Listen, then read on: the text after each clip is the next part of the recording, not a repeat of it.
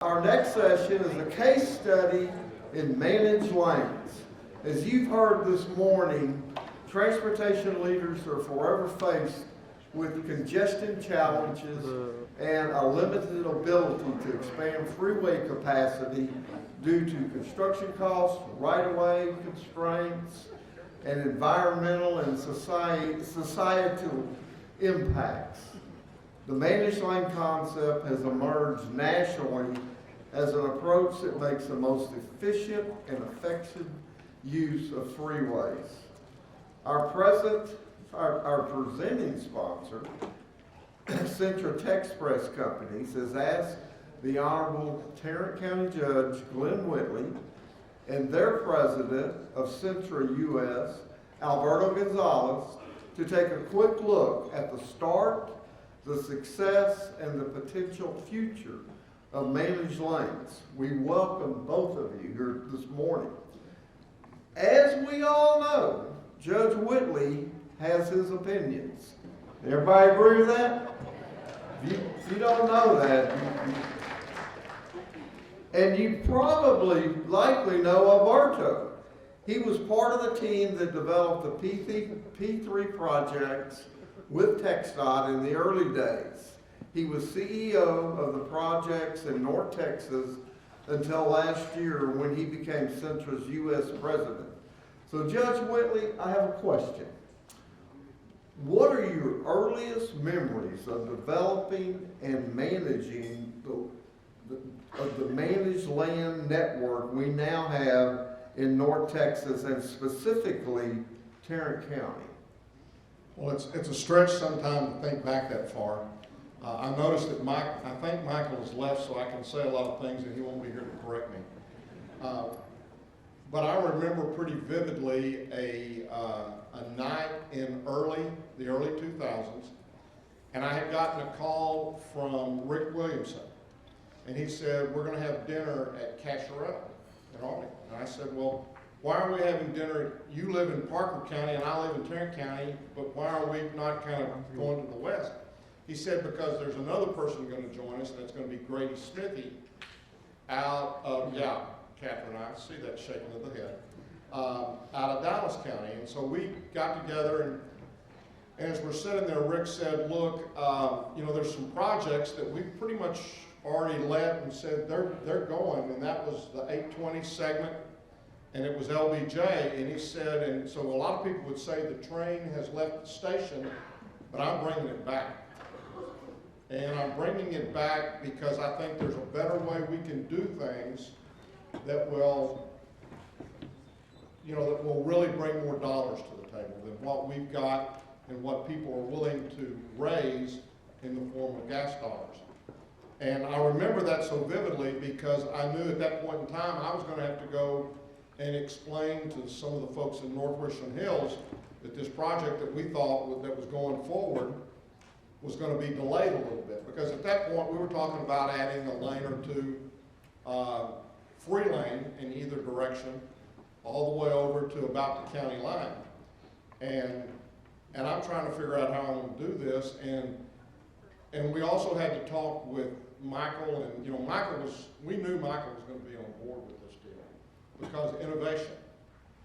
And so Michael talked about risk earlier this morning, and that was the first of a big risk from that standpoint. And we set out to do something that had not been done before, and that was to create a public-private partnership. And we took it to the RTC, and the success of this area, I believe, is because of the people who have served on the RTC and their willingness to come and to put their individual hats aside when they walk into the room, and Michael's ability to herd cats. And I'm going to tell you, that's a big bunch of cats. And I'm going to take just a moment, and I'm going to ask all the past chairs of the Regional Transportation Council who are in this room right now to rise. Stand up. Now, the rest of the members of the RTC, the past members of the RTC, stand up. These are folks These are folks who came with an open mind, who, while we may disagree on certain things today, we didn't carry that forward to the next decisions we had to make tomorrow or next month or next year. We didn't look back, we looked forward. And as a result of that, we were able to do things and to accomplish things that have nowhere else in this state been accomplished. So we brought back 820 and LBJ in the connector. And those three projects went forward into this public-private partnership. The connector ended up being the largest recipient of Tiger Grant monies in the country. Kiewit picked up that connector project. Cintra picked up North Tarrant Express and the LBJ projects. And so that's my memories of how it first started, the willingness of the region to take a risk and to move it forward. And I believe that the rest is history. And my first question, that's the perspective from the elected officials. That's perspective from that. Alberto, talk to us about, from the developer standpoint, what you remember in the process and how we went along. Thank you, Judge, and thank you, everybody. Good morning. To me, it's an honor to be sitting here. I wanted to start by thanking and recognizing your vision and your leadership and those others that you mentioned. Otherwise, this whole reality that is the managed lane network across North Texas wouldn't be a reality. We just implemented what you guys envisioned, and I think that's worth the recognition that it deserves. So thank you for allowing me to be here. Taking that to the next step, once we were awarded the contracts and these projects were procured right in the middle of the largest financial crisis that we remember. So we were awarded the project in 2009. I would say one of the advantages or the differences of the P3 model is that we get all the funding for the project up front, right? So we have all the dollars that we need to spend for that project on day one. We raise capital from our shareholders, we issue debt, and we put the money in the bank. So from that moment on, it's just a matter of how fast you can build it, right? It's not as a traditional delivery where you rely on appropriation, how much money you have in the budget for that year. We have all the money for the project day one, and it's just a matter of running. On top of that, we have the right incentives. We have incentives in the contract to complete the project on time. So all in all, those projects, NTE particularly, was completed 9 months ahead of schedule, which is remarkable for a project of this complexity, with live traffic, with a ton of congestion during construction, and basically every piece of concrete was rebuilt, from frontage roads to the general purpose lanes, the free lanes, and obviously the new managed lanes. And that's only possible through a good partnership.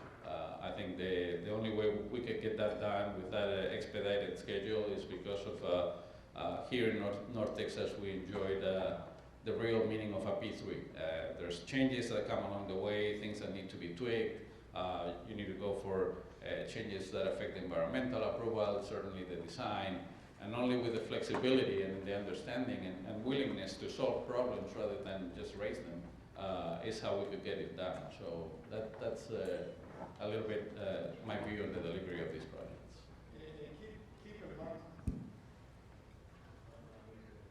Keep in mind that what was originally designed was for TxDOT to spend around $600 million and build a couple of lanes, couple of free lanes throughout the corridor from 35 all the way over to around 157.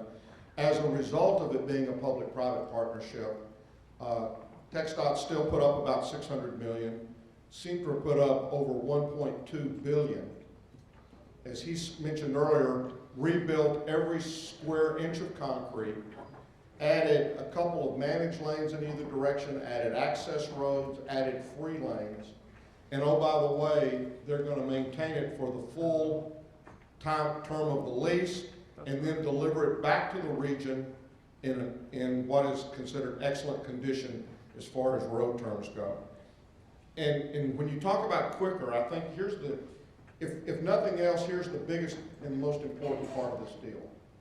At the time we were talking about 820 and LBJ, they were talking about I-30 in Dallas, I-45 in Houston, and I-35 in Austin.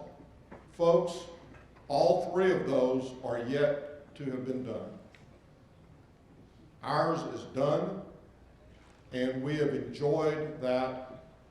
Something which, if you don't remember anything else, as a result of doing these managed lanes, as a result of working together, we are one of 5 metropolitan areas out of 100 in this country that has less congestion than what we did 10 years ago. And remember the previous speaker, and yet we had phenomenal growth in population. Talk to us a little bit about what it's meant in terms of jobs and to our economy. I think you all recognize that most of you are in the industry or you've seen it. Construction is a business that doesn't travel very well. So construction is done by nature very locally. Labor has to be hired locally. The supply chain, for the most part, is local. So in any one of those projects, we had at the peak of construction probably about between 1,500 and 2,000 direct jobs on site.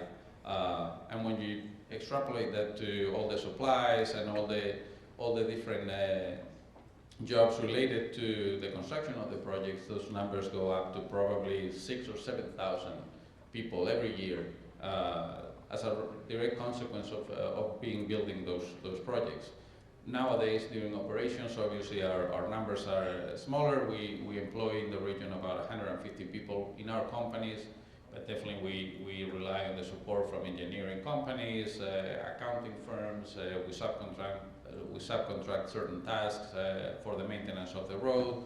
So I would say, all in all, probably about 400 or 500 between direct and indirect jobs in the region on an annual basis.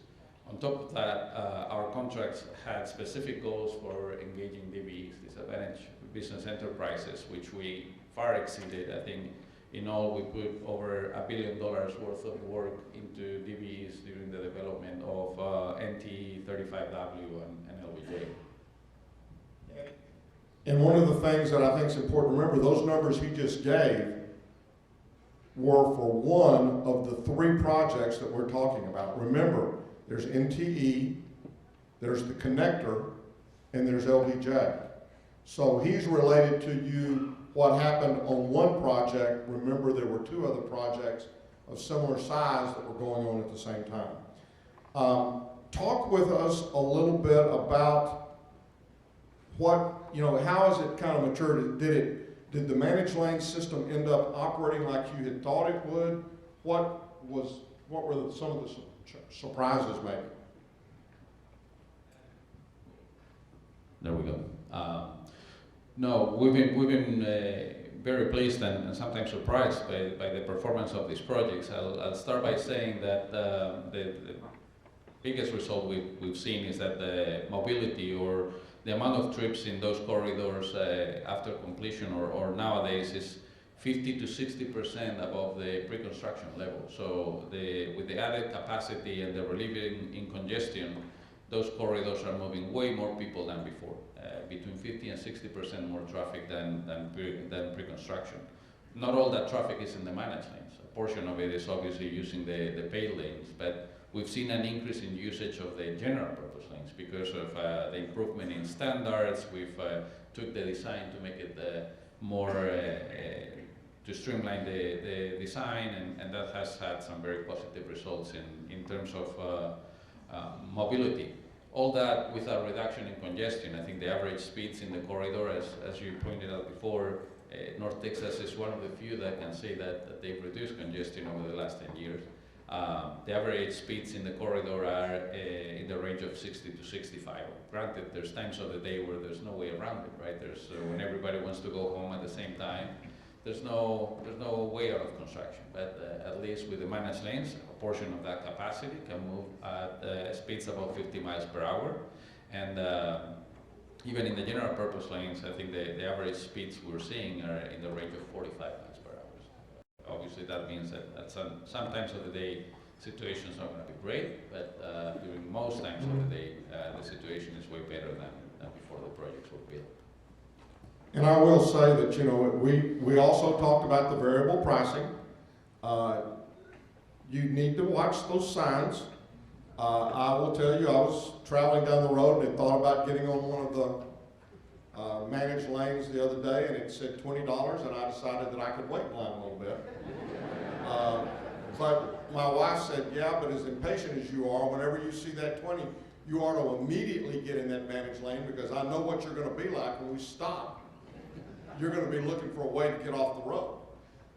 But, you know, that's, again, one of the things that we've looked at in an effort to try to keep people moving. And I've often said, you know, one of my little slogans is, if we want people to keep moving here, then we've got to keep them moving after they get here. And I think that's helped with the business moving here.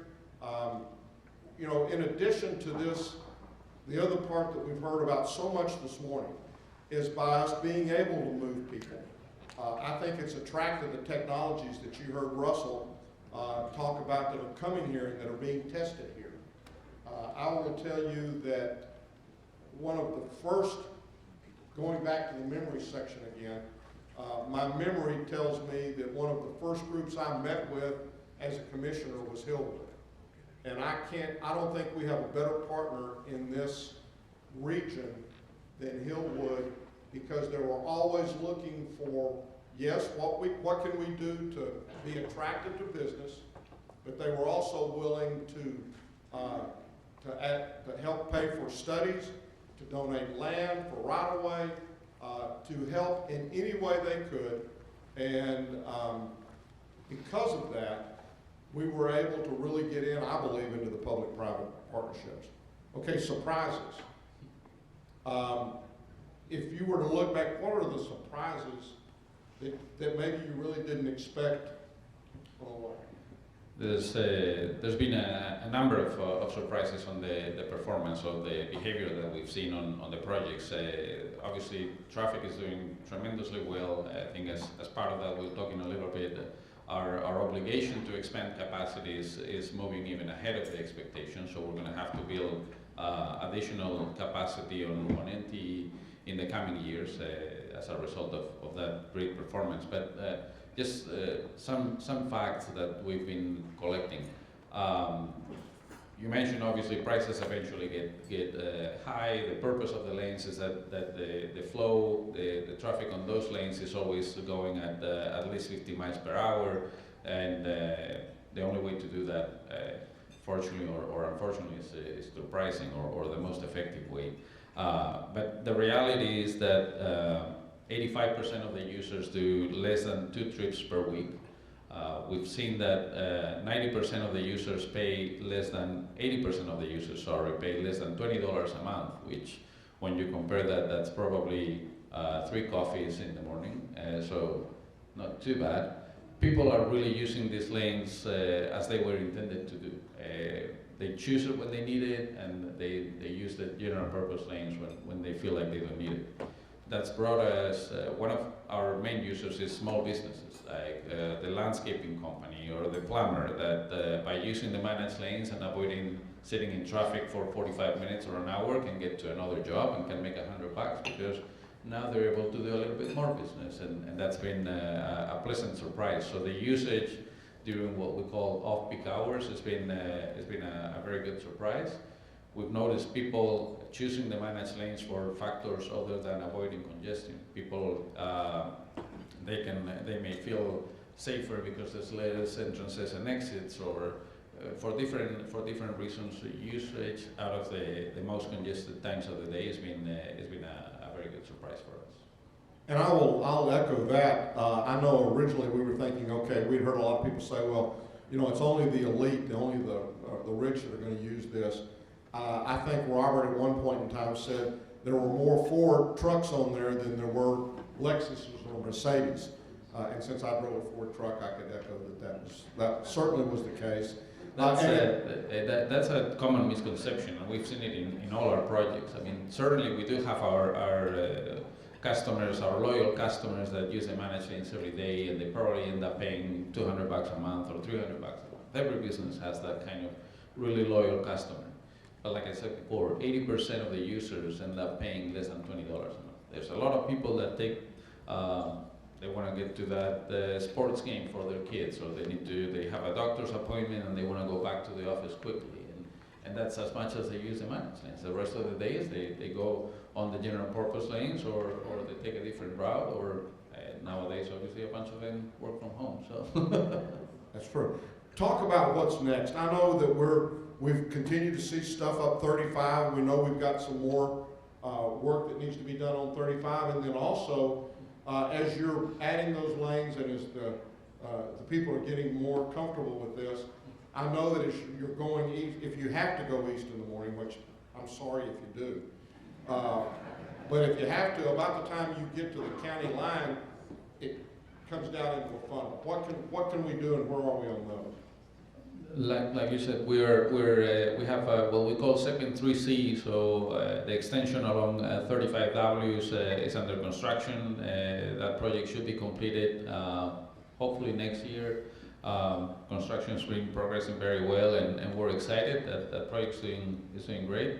So we'll get out of the way in 2023. But then we're going to have to start construction, as I mentioned, on the expansion on 820. We, under our contract, we have an obligation to, out of our money, to pay for one additional general purpose lane per direction between the 820-183 interchange and 35W. And we will be adding one managed lane from the interchange to Industrial Boulevard. Unfortunately, when we do that construction, the project right now there is a 1+1 managed lane along 183 down DFW Airport and all the way to Dallas. A few months ago, we put a proposal on the table to expand the capacity on that stretch of road as well, which would make a lot of sense to do it simultaneously, but we're still waiting on that. So I want to be sure I understand this and I say it right, and this may be me getting a little bit out ahead of myself, but everybody knows that I don't mind doing that. So basically, as I understand it, y'all have offered up all of the cash to build or to build it yourself for not only the 35 portion, remaining, I think, all the way up to maybe the county line, and then as far as heading east from basically about 157 all the way over to Dallas, into the Dallas area, and all you're waiting on is for somebody from the state to say, okay, start building. You got it right. Okay. So for those of you in the room who know somebody who might be in the legislature, I won't mention that there might be a couple of legislators in the room, but call them, tell them we're ready to move on, to accept this generous offer, and let's get this thing done so that we can continue to stay ahead of congestion and not fall behind congestion as we move forward. I want to just kind of end, I think, this segment. I think it's only if I went over, we were in trouble. Again, thanking you for not only what you've been able to do and show that these could be successful, but at the same time, you have been good members of the community. You've given back, you've sponsored things. We're sitting in this right now. And I think that's important to remember. A lot of the folks who everybody feels like, okay, we're giving incentives or we're giving work to, in 99 times out of 100, those people are giving back significantly, not only of their time, but also of their dollars to a lot of different organizations, whether it be things like this that they're sponsoring, whether it be schools, whether it be whatever the charities might be in their particular community. And we want to thank them. So let's give a big hand to Cintra and everything they do.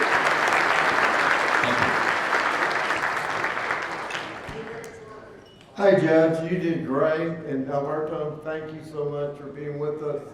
We really appreciate all that you guys have done, and I like driving those freeways, and when I decide to, all I know is I got the choice. I can make my own decision if I want to stay in a free lane or if I want to get in a managed lane. And that's what it's all about. So thank you so much.